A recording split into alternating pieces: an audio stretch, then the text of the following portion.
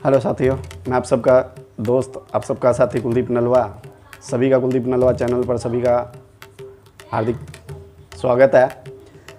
साथियों, मैं आज फिर आप सबके सामने एक एफपीओ से जुड़ी हुई जानकारी फिर आप सबके सामने लेकर के आया हूँ। साथियों, मैंने अपनी पहली वीडियो में फिर आपको एफपीओ के बारे में बताया था और आज वो एफपीओ के लिए क्या क्या दस्तावेज़ों की आवश्यकता है और किस प्रकार से इसका संगठन बनाया जाता है, किस प्रकार से इसकी शुरुआत की जाती है।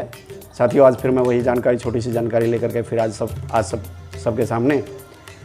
तो साथियों, पीएम किसान उत्पादन संगठन, जिसे एफपीओ के नाम से जाना जाता है। साथियों, केंद्र सरकार का लक्ष्य है कि देश के अंदर 10,000 एफपीओ का निर्माण करना और इस एफपीओ के माध्यम से किसानों की आमदन को डबल करना और उनको आर्थिक मदद पहुंचाना और कृषि के क्षेत्र में उन्नत करना ही सरकार का एकमात्र मकसद है। साथियों, इस एफपीओ के द्वारा तो ये जो संगठन होता है, ये किसानों का ही संगठन होता है। इस संगठन के अंदर जो भी सदस्य होते हैं वो किसान ही होते हैं, जो खेती करने वाले होते हैं वो किसान ही होते हैं। और इस संगठन को शुरू करने के लिए 10 किसानों की आवश्यकता होती है।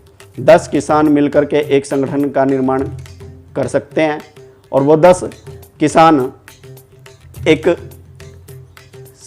संगठन का निर्माण करते हैं और वो फिर उनका सबसे पहला कार्य तो संगठन का निर्माण करना। फिर उसके बाद उनका दूसरा कार्य होता है तो संगठन में पदों का चयन करना। और वो पद कौन से होते हैं? एक तो डायरेक्टर बोर्ड्स, डायरेक्टर का चयन करना, सीईओ का चयन करना और दूसरा पद सेक्रेटरी का, और फिर उसके बाद है चार्टर्ड अकाउंटेंट। ये पद होते हैं संगठन को चलाने के लिए। और साथियों, इस संगठन को चलाने के लिए फिर इन पदों का चयन कर दिया जाता है। फिर उनका तीसरा कार्य होता है दस्तावेज का। क्या क्या दस्तावेज होते हैं इस संगठन का रजिस्ट्रेशन करने के लिए? ज़मीन, सबसे पहला तो दस्तावेज है ज़मीन का होना और खतौनी का होना। भारत का नागरिक होना चाहिए। 4 फोटो, राशन कार्ड और कंपनी का नाम, जो संगठन बनाया है उस संगठन का नाम होना चाहिए।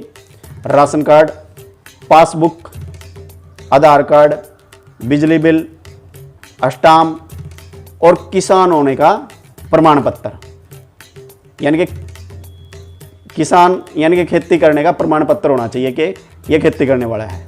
और दूसरा, जो डायरेक्टर इस कंपनी में के लिए जो डायरेक्टर का चयन किया जाता है, उसके लिए एक शर्त है कि वो बैंक का डिफाल्टर नहीं होना चाहिए।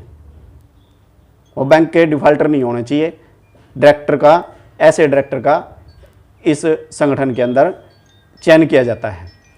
और दूसरा साथियों, इस संगठन का मकसद होता है कि जो भी यानी कि किसानों को इस संगठन से जोड़ना। इस संगठन को में जोड़ने के लिए किसानों को कम से कम यानी कि 300 से 500 किसान इस संगठन के साथ जुड़ सकते हैं और उन किसानों को आर्थिक लाभ पहुंचाने के लिए, उनको मुनाफा देने के लिए, बिचौलिए के चुंगल से बचाने के लिए इस एफपीओ का निर्माण किया जाता है। साथियों, और संगठन का काम होता है कि वो किसानों के हित के लिए काम करें और किसानों को लाभ देने के लिए एक उनकी उत्पादन को ब्रांड बनाने का काम करती है ये एफपीओ।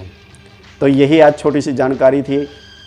मैं आप सबका साथी कुलदीप नलवा दोबारा से फिर मैं एफपीओ से जुड़ी हुई फिर कोई नई जानकारी आप सबके सामने लेकर के आऊँगा। यह एफपीओ कैसे काम करता है, किस तरह से इस एफपीओ को चलाया जाता है और सरकार किस तरह से मदद करेगी, इसके लिए मैं दोबारा से फिर वीडियो लेकर के आऊँगा। साथियों, आज सिर्फ इतनी सी जानकारी थी कि इसमें कौन कौन से दस्तावेज़ों की आवश्यकता होगी। तो सभी साथियों से निवेदन है, यदि आप सबको मेरी वीडियो पसंद आई हो, जानकारी अच्छी लगी हो, तो मेरे चैनल को, कुलदीप नलवा चैनल को सब्सक्राइब करें, लाइक करें और घंटी का बटन दबाना न भूलें, ताकि जब आप वो घंटी का बटन दबाएंगे तो तभी आपको मैं एफपीओ से जुड़ी हुई कोई जानकारी की जब दोबारा से वीडियो बनाऊंगा तो वो आप तक पहुंचेगी। तो सभी साथियों को जय हिंद, भारत माता की जय, वंदे मातरम।